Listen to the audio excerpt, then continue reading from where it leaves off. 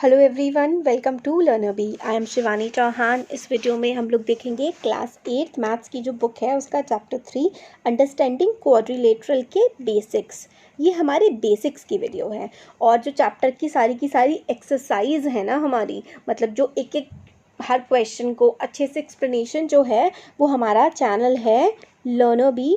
ठीक है, learner B for 8th, मतलब 8th क्लास के लिए ना हम लोगों ने अलग से चैनल बनाया है और अभी उस पर हम लोगों ने मैथ्स कवर कर रहे हैं। धीरे धीरे सारे सब्जेक्ट्स वहाँ पे कवर हो जाएंगे। तो अगर आपको चाहते हैं कि आप सारे के सारे सब्जेक्ट्स देखें वहाँ पर, तो प्लीज़ सब्सक्राइब ज़रूर उसको करिएगा। और हमें अगर सपोर्ट करना चाहते हैं कि हम लोग एक और चैनल स्टार्ट कर रहे हैं और आप हमें सपोर्ट करना चाहते हैं, तो प्लीज़ उसको सब्सक्राइब ज़रूर करिएगा, अपने फ्रेंड्स को भी बताइएगा। वहाँ पे हम लोग मैथ्स की, क्योंकि लर्नर बी पे मैथ्स नहीं है ना, तो मैथ्स हम लोग वहाँ पे पूरी कवर करेंगे। और फिर हम लोग वहाँ पे हिंदी भी नहीं है लर्नर बी पर, हिंदी के क्वेश्चन आंसर्स हैं बट चैप्टर्स नहीं है बहुत ज़्यादा, 1-2 चैप्टर्स हैं, तो वहाँ पे हम सारे के सारे चैप्टर्स कवर करेंगे। इंग्लिश की समरीज देखेंगे, एसएसटी के आप लोगों के सोल्यूशंस नहीं है तो वो कवर करेंगे वहाँ पर, है ना। और यहाँ पर भारत की खोज जो है वो भी नहीं है, तो वहाँ पे वो भी चल रही है हमारी, तो ज़रूर सब्सक्राइब करिएगा। मैं लिंक जो है ना उसका डिस्क्रिप्शन बॉक्स में और कमेंट सेक्शन में प्रोवाइड कर दूँगी, वहाँ से जाकर के आप देख सकते हैं और सब्सक्राइब ज़रूर करिए। अब हम इसके बेसिक्स देखते हैं। तो प्लेन सरफेस क्या होता है? जो हमारी कोई भी कॉपी है, बुक है, वो प्लेन सरफेस है। प्लेन कर्व क्या होता है? कर्व जैसे कि ये एक कर्व है, ये भी एक कर्व है, मतलब जो चीज़ थोड़ा सा सीधा ना होकर के घूम जाती है वो क्या होता है? वो एक कर्व होता है। तो यहाँ पर हमें बताया गया है कि पॉलीगन्स क्या होते हैं। A simple closed curve made up of only line segments is called polygon. तो सिंपल क्लोज होना चाहिए, जैसे कि ये क्लोज है। सबसे इंपॉर्टेंट चीज़ क्या है? क्लोज है। और दूसरी इंपॉर्टेंट चीज़ क्या है कि लाइन से बने हुए हैं। तो लाइन की हेल्प से कर्व्स जो बने होते हैं, कर्व्स मतलब देखिए यहाँ पे ऐसे करके ऐसे टेढ़ा होकर के जा रहा है ना, तो एक कर्व है और सिर्फ लाइन की हेल्प से बने हुए हैं और क्लोज भी हैं, मतलब बंद हैं, अपने आप में अंदर बंद है ना, तो ये हमारे पॉलीगन होते हैं। तो अगर आपके पॉलीगन के एग्जाम्पल आपसे देने को कहें तो आप ऐसे कुछ भी, जो चीज़ बंद हो रही हो बस बंद होनी चाहिए, ठीक है, और लाइनों से, स्ट्रेट लाइन से बनी हो और बंद हो, तो वो क्या हो जाएगा? वो हमारा पॉलीगन हो जाएगा। ये पॉलीगन नहीं है बल्कि स्ट्रेट लाइन से बने हुए हैं, बट देखिए क्लोज नहीं है इसलिए ये पॉलीगन नहीं है। तो पॉलीगन्स ये होते हैं। अब पॉलीगन्स की काफ़ी सारी क्लासिफिकेशंस भी होती हैं और ये आपके लिए ना बहुत ही ज़्यादा इम्पॉर्टेंट है, क्योंकि आपकी एक्सरसाइजेज में इसका काफ़ी ज़्यादा यूज़ आने वाला है। तो नंबर ऑफ साइड्स और वर्टिसेस होते हैं कोने। कितनी साइड्स हैं? अगर 3 साइड्स होती हैं, फिर 3 कोने होते हैं, 1 2 3 कोने हैं ना, तो उसको हम लोग कहते हैं ट्रायंगल। ठीक है, 3 साइड्स होती हैं अगर किसी पॉलीगन की, तो उसको हम ट्रायंगल कहते हैं। और उसकी 4 साइड्स या 4 वर्टिसेस होते हैं तो वो हमारा क्वाड्रिलेटरल होता है। इन क्वाड्रिलेटर्स के बारे में ही हम इस चैप्टर में पढ़ेंगे। 5 होती हैं तो 5 साइड वाले को, या फिर 5 कोने, वर्टिसेस जो होते हैं ना उसका हिंदी में मतलब होता है कोना।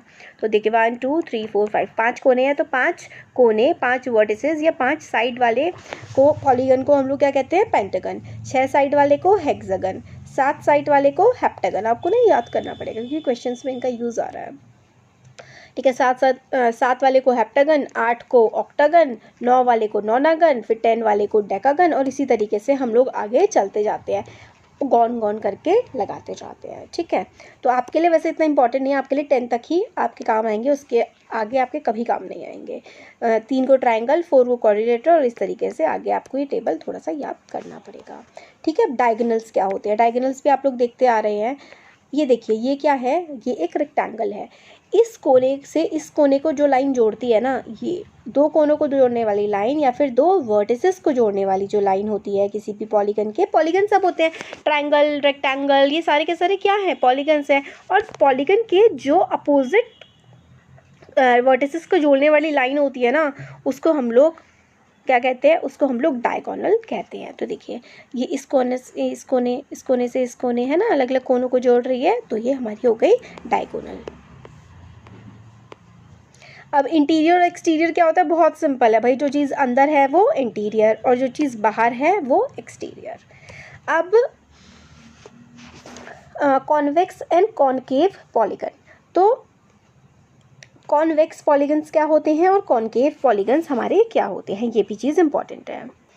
तो अब देखिए यहाँ पर आता है हमारा कॉन्वेक्स और कॉनकेव पॉलीगन्स। तो देखिए कॉन्वेक्स पॉलीगन आपको कैसे सिंपल सिंपल से दिख रहे होंगे, इनके कोई कोने इधर उधर बाहर नहीं निकल रहे हैं। और कॉनकेव पॉलीगन्स जो होते हैं ना, इनके जो कोने हैं ना वो निकले हुए होते हैं। तो इनके डायगोनल्स बनाना ना हमारे लिए थोड़ा सा मुश्किल काम होता है, ठीक है।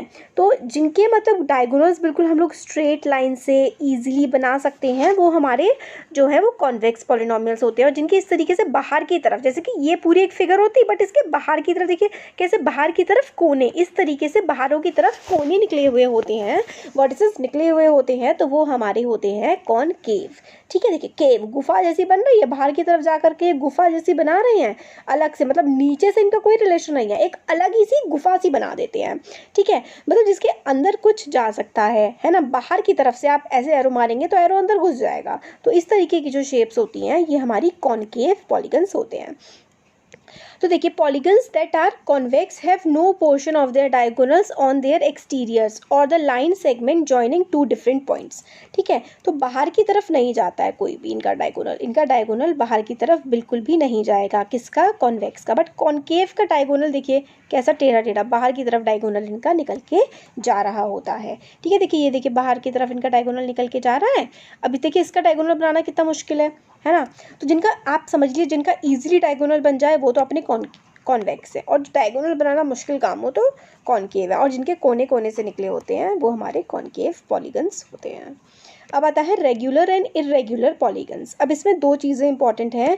रेगुलर पॉलीगन होते हैं जो बोथ इक्वी एंगुलर होते हैं और इक्वी लेटरल होते हैं, मतलब जिनके एंगल्स भी इक्वल हों और जिनकी साइड्स भी इक्वल हों। तो ऐसे पॉलीगन जिनके एंगल, सारे के सारे एंगल आपस में इक्वल हों, सारी की सारी साइड्स भी इक्वल हों, तो ऐसे जो पॉलीगन होते हैं वो पॉलीगन हमारे रेगुलर होते हैं। तो रेगुलर पॉलीगन के एग्जांपल हो गया ट्राइंगल और स्क्वायर। तो ट्राइंगल और स्क्वायर के देखिए सारे के सारे एंगल्स जो होते हैं ट्राइंगल के वो 60 डिग्री होते हैं और सारे एंगल स्क्वायर के 90 डिग्री होते हैं। और ये दोनों की दोनों कंडीशंस फॉलो होनी चाहिए कि सारी की सारी साइड्स भी इक्वल हो, क्योंकि जो इक्विलेटरल ट्राइंगल होता है, इक्विलेटरल ट्राइंगल की सारी साइड्स इक्वल होती हैं और सारे के सारे एंगल 60 डिग्री होते हैं, है ना। तो इक्विलेटरल ट्राइंगल हमारा और स्क्वायर ये हमारे रेगुलर पॉलीगन्स होते हैं।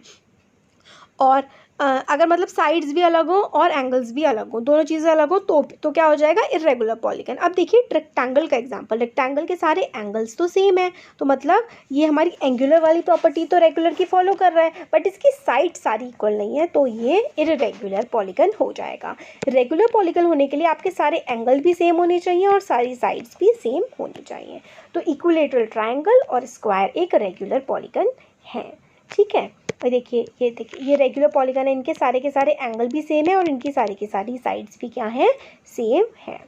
और रेगुलर नहीं है तो देखिए इनकी साइड्स, ये वाली साइड को, ये वाली साइड को, एंगल वेंगल सब अलग हैं, तो इरेगुलर या फिर नॉट रेगुलर। तो रेगुलर होते हैं सारे के सारे एंगल आपस में सेम होने चाहिए और सारी की साइड्स बराबर होनी चाहिए। एंगल सम प्रॉपर्टी आप सिंपल सा देखिए क्या होता है कि जो ट्राइंगल के सारे एंगल्स का सम क्या होता है, 180 डिग्री होता है। हम लोग बचपन से पढ़ते आ रहे हैं। Angle sum property of a triangle क्या होती है कि सारे के सारी इसको x मान लें, इसको y मान लें, इसको z मान लें, तो x plus Y plus z की वैल्यू क्या आएगी, 180 आएगी। इसी तरीके से जो क्वाड्रिलेटरल होता है ना, उसके सारे के सारे एंगल्स का सम होता है 360 डिग्री। क्वाड्रिलेटरल क्या है, क्वाड्रिलेटरल के 4 साइड्स होते हैं, ठीक है, 4 साइड्स हो गए। तो सारे के सारे जो एंगल्स होंगे ना क्वाड्रिलेटरल के, उन सब का जो सम होगा वो पता है क्या होता है, वो होता है 360 डिग्री। क्वाड्रिलेटरल के सारे एंगल्स का सम होता है 360 डिग्री। ये क्वाड्रिलेटरल की एंगल सम प्रॉपर्टी है। अब इसकी हेल्प से ना आपके सारे के सारे जो क्वेश्चंस है ना वो सॉल्व हो जाएंगे, ठीक है। अब ये कुछ क्वाड्रिलेटरल्स हैं और इनकी प्रॉपर्टीज़ हैं, ठीक है। ये कुछ क्वाड्रिलेटरल्स हैं अपने और इनकी प्रॉपर्टीज़ है, ये आपको सीखना बहुत ज़्यादा ज़रूरी है। तो पैरेललोग्राम की, क्योंकि अगर आप ये प्रॉपर्टीज़ पहले याद नहीं करेंगे ना तो चैप्टर के क्वेश्चंस नहीं हो पाएंगे हमसे। तो पैरेललोग्राम की प्रॉपर्टी, रोम्बस की, ठीक है, रेक्टेंगल की प्रॉपर्टी, स्क्वायर की प्रॉपर्टी और काइट की प्रॉपर्टी। अब इन सबकी जो साइड्स हैं वो 4 हैं, बट इनकी डिफरेंस क्या है, 4 तो सबकी साइड है, सारे के सारे क्वाड्रिलेटरल हैं, बट इनकी प्रॉपर्टीज़ क्या क्या हैं। तो पैरेललोग्राम क्या होता है, parallelogram a quadrilateral which with each pair of opposite side are parallel. Parallelogram क्या होता है कि ये वाली साइड इसके पैरेलल होती है और ये वाली साइड इसके पैरेलल होती है। पैरेलल मतलब कभी मीट नहीं करेंगे, ये साइड इसके पैरेलल, ये साइड इसके पैरेलल, तो वो उसे हम पैरेललोग्राम कहते हैं। अब पैरेललोग्राम के जो अपोजिट साइड्स होती है ना वो इक्वल होती है, मतलब ये वाली साइड इसके इक्वल होगी, ठीक है, ये वाली साइड इसके इक्वल होगी, ठीक है। पैरेललोग्राम की अपोजिट एंगल्स भी इक्वल होते हैं, तो ये वाला एंगल इसके इक्वल होगा और ये वाला एंगल इसके इक्वल होता है। तो यानी कि पैरेललोग्राम की प्रॉपर्टी होती है कि अपोजिट साइड्स इक्वल होती हैं और अपोजिट एंगल्स इक्वल होते हैं और डायगोनल बाइसेक्ट करते हैं। डायगोनल जो है एक दूसरे को काटते हुए हमेशा निकलेंगे, ये प्रॉपर्टी होती है पैरेललोग्राम की। रोम्बस की भी property, parallelogram with sides equal in length. अब रोम्बस जो होता है ना उसकी सारी की सारी साइड्स इक्वल होती हैं, अब स्क्वायर की भी होती हैं, बट रोम्बस के जो एंगल है ना ये 90 डिग्री नहीं होते हैं। स्क्वायर का क्या होता है, स्क्वायर की सारी साइड भी इक्वल होती हैं और एंगल, ये वाला एंगल, ये सारे के सारे एंगल 90 डिग्री होते हैं। तो रोम्बस की क्या क्या प्रॉपर्टी है, all the properties of parallelogram. Rhombus में ये सारी प्रॉपर्टी होंगी, किसकी अपोजिट साइड्स इक्वल होंगी, एंगल इक्वल होंगे और डायगोनल्स बाइसेक्ट करेंगे, ठीक है। सारी की सारी प्रॉपर्टी रोम्बस में पैरेललोग्राम की होती हैं, बट जो डायगोनल्स होते हैं वो परपेंडिकुलर होते हैं एक दूसरे के। मतलब ये वाला जो डायगोनल है ना ये भी ये 90 डिग्री होगा और ये भी क्या होगा, 90 डिग्री होगा, ठीक है। तो ये प्रॉपर्टी रोम्बस की बहुत इंपॉर्टेंट है, ठीक है, प्रॉपर्टी इंपॉर्टेंट है और बहुत सारे इस पर क्वेश्चंस भी हैं, ठीक है। तो इसके जो डायगोनल्स होते हैं ना वो परपेंडिकुलर होते हैं रोम्बस के एक दूसरे के, ठीक है, ये चीज़ हो गई। रेक्टेंगल क्या होता है, सारी प्रॉपर्टी पैरेललोग्राम की, मतलब ये साइड इसके इक्वल, ये साइड इसके इक्वल, अपोजिट एंगल भी आपस में इक्वल। और डायगोनल्स, अब देखिए रेक्टेंगल जो होता है ना, रेक्टेंगल के डायगोनल्स भी इक्वल होते हैं, यानी कि ये देखिए रेक्टेंगल के डायगोनल्स इक्वल होते हैं, NL is equals to KM। Actually पता है, देखिए रटने वाली चीज़ है, आपको बैठ के इनको याद करना पड़ेगा। स्क्वायर क्या है, सारी की सारी प्रॉपर्टी पैरेललोग्राम की, और रोम्बस और रेक्टेंगल की, मतलब इसकी सारी की सारी साइड्स भी इक्वल होती हैं, इसके सारे सारे एंगल्स भी इक्वल होते हैं, ठीक है। और डायगोनल्स जो हैं स्क्वायर के डायगोनल्स भी बराबर होते हैं। काइट, ठीक है, अ quadrilateral with exactly 2 pairs of equal consecutive sides, मतलब जो इसकी साथ वाली ये वाली दोनों साइड इक्वल होंगी और ये वाली दोनों साइड इक्वल होंगी। कॉन्जिक्यूटिव जो होता है ना इस शब्द का मतलब होता है अगल बगल वाले, तो अगल बगल वाली साइड काइट की बराबर होती है। तो diagonals are perpendicular to each other, ठीक है, डायगोनल्स जो होंगे ये एक दूसरे के क्या होंगे, परपेंडिकुलर, ऐसे करके एक दूसरे को परपेंडिकुलरली काटते हुए निकलेंगे। One of the diagonal bisect the other, देखिए बाइसेक्ट मतलब काट रहा है, एक डायगोनल दूसरे को काट रहा है। इन फिगर, ठीक है, एंगल B जो है वो एंगल D के इक्वल होगा, बट एंगल C जो है एंगल, मतलब इसके एक पेयर जो है, काइट जो होती है ना उसका एक पेयर, मतलब ये वाला एक तो अपोजिट एंगल इक्वल होगा बट दूसरा वाला अपोजिट एंगल इक्वल नहीं होगा, अपोजिट होता है आमने सामने। तो इस वाले केस में हमारा B और D तो एक दूसरे के इक्वल है, angle B is equals to angle D तो है, but angle A is equals to angle C नहीं है, मतलब एक ही पेयर जो होता है अपोजिट एंगल्स का वो इक्वल होता है। ये प्रॉपर्टी बहुत इंपॉर्टेंट है, क्वेश्चन सॉल्व करने में बड़ी काम आती है ये वाली, ठीक है। तो हमारे इस चैप्टर के बेसिक्स हम लोगों ने कर लिए हैं और चैप्टर के कंप्लीट क्वेश्चन आंसर्स जो हैं वो उसका प्लेलिस्ट हम लोगों ने प्रोवाइड कर दी है, वो हमारा दूसरा चैनल है लर्नर फॉर क्लास 8, उस पर हम लोगों ने इसको कर रखा है। तो कैसा लगा वीडियो बताइएगा ज़रूर और चैनल को सब्सक्राइब ज़रूर करिएगा, ठीक है। लर्नर फॉर क्लास 8 जो है ना नया चैनल बनाया है, आपके सपोर्ट की ज़रूरत है, उसको ज़रूर सब्सक्राइब करिएगा। प्लेलिस्ट जो है कमेंट सेक्शन में मिल जाएगी आपको। Thank you.